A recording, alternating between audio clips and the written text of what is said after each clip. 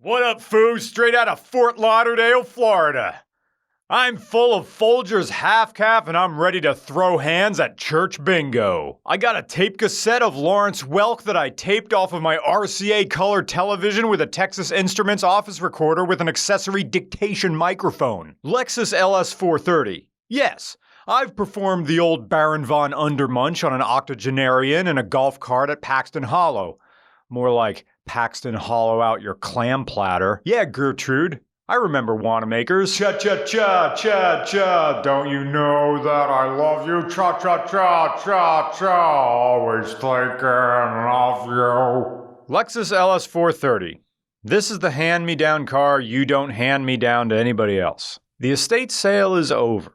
Your brother got Grandpa's 1911 with the property of U.S. government etched on the slide. It was officially lost when a truck overturned outside the wire. Right. Anyway, your brother is all proud because he thought he got the better deal, and you got the LS430. At a glance, just an old car. It dissolves into the distance like mist in Turok for N64, but it's one of the best, if not the best, used car you can own in 2022. $55,000 MSRP in 2002, which is $89,000 in 22. $89,000 is a max spec Model 3. $89,000 is a Hyundai Ioniq 5 and a used Corolla. $89,000 is a max spec GMC Denali. And in 2002, that money bought you a car that looked like something a strip mall jeweler would drive. But underneath this gold paint, gold, really? Gold paint, gold lettering, gold Lexus emblem, lies Toyota's third V8 album, the 3UZ FE.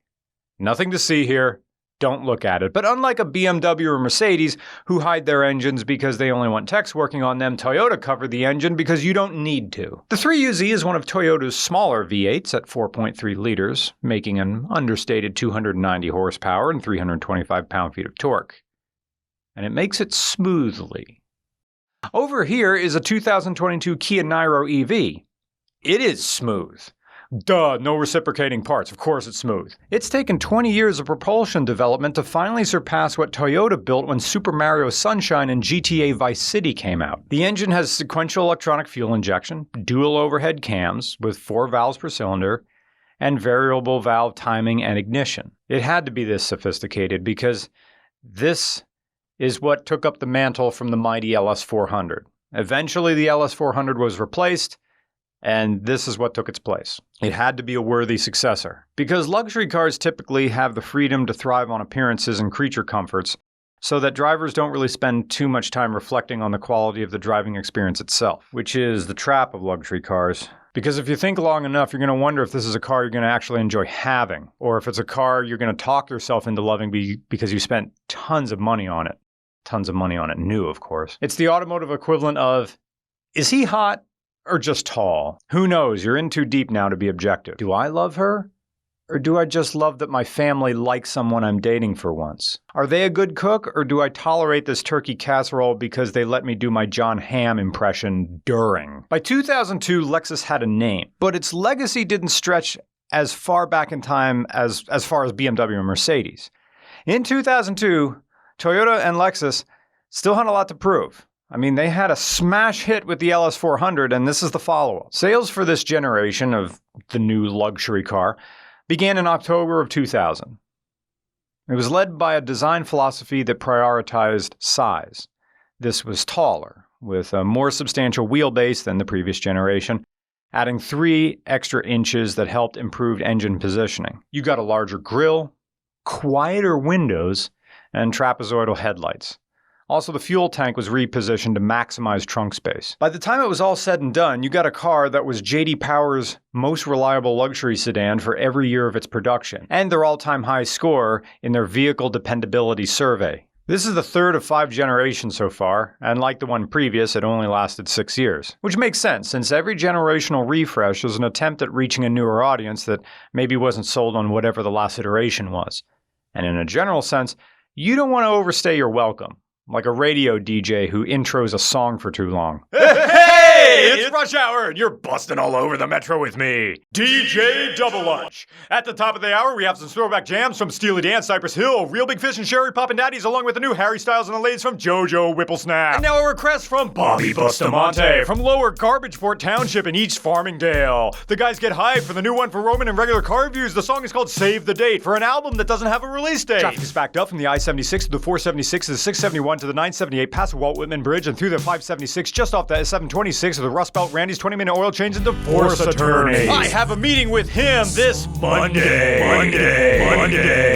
to see if he can get me out of these alimony payments with my treacherous ex-wife Julie. You already have the kids, Julie. I don't know why you need the house and the Dodge Stratus. I see how many OnlyFans subscribers you have, so I know you're making more than me. This isn't a judgment, just an observation. If anything, you should be paying me. I make peanuts. Nobody listens to the radio anymore. They all make playlists on their Spotify and then skip each song because the playlists they make never have anything they feel like listening to. Weather is currently at 87 degrees and partly cloudy, with showers expected later tonight. But not from me, because who needs a shower when you have no one to keep you honest about your body odor? Hey, who doesn't love their own brand anyway? Also expected later tonight, a reheated single-serving frozen lasagna I made last night and couldn't finish because I recently went off my acid reflux medication. And now my body can't tolerate anything. I'm in a downward spiral of human misery. A suffering so exquisite that spite is the only thing that gets me out of bed. I'm not saying you're a terrible person for doing this to me, Julie, but if the shoe doesn't fit, you should probably stop wearing it. I shouldn't have said that. I'm sorry. I know you still love me, Julie. I know you still think about that time under the Penn Street Bridge. We were listening to Steely Dan, Cypress Hill, Real Big Fish, and Cherry Poppin' Daddies as we danced the night away. And then I got stabbed because I wouldn't give a stranger my last cigarette. And we had a fight because we couldn't agree on the nose for the police sketch. Up now, we have the new song from the Romans, so keep it locked right here. From the Steel City to the Big Scrapple to the Peanut City to the pretzel capital of the world, it's the Beer Belly. I'm DJ Double Lunch, and it's the Roman with Save the Date on 98.989 FM, the only game in town. Hours pile atop the day. It's hard to articulate. Let us pass. For all the good stuff you can say about the LS430, it's not perfect. This particular LS430 is matched to the A65E 5-speed automatic transmission. What a crowd pleaser this would have been if it had a manual, right? Well, it doesn't. And it's the base model, so you don't get the air suspension or the infamous refrigerator that honestly felt kind of unnecessary anyway. Because when we talk about driving experience, people figure we're talking about how fast the car can go, or how well it can take corners, or how tight it can take corners, or the precision of the steering, or whatever. But a great driving experience is also going on a 4-hour road trip and realizing you're not in pain at the end of it. These are the things that become more important the older you get.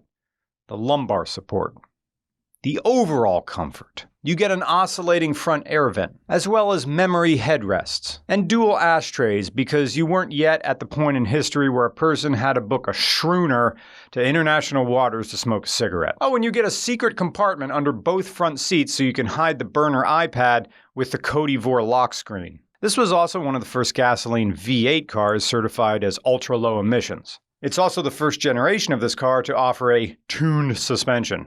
In addition, it's the first US market Lexus with adaptive cruise control, known as dynamic laser cruise control.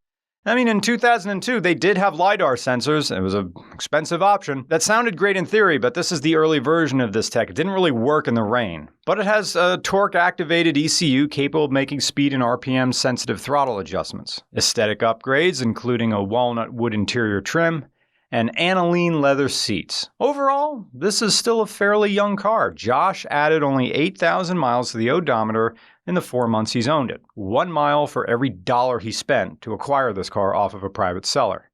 And the odometer now reads 92,000 miles. And given it's a Lexus, it has another 200,000 miles to go before Josh has to start thinking about the future. Fuel economy is surprisingly strong for a V8. Josh getting over 25 miles per gallon, coming up to meet us. Josh's average over the past 4 months has been about 17 miles per gallon combined. It's par on course for the Toyota I have.